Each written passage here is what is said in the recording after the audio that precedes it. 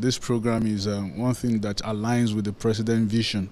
about scaling the youth, picking out our best, thousands of our best in NYC, the former young people, bringing out the intelligence in them, the skills in them, to match it up, show them to the world, preach them to the world, and let us have the set of Nigerian people, young people that are proud of themselves and can really go to any length in the world. And that is why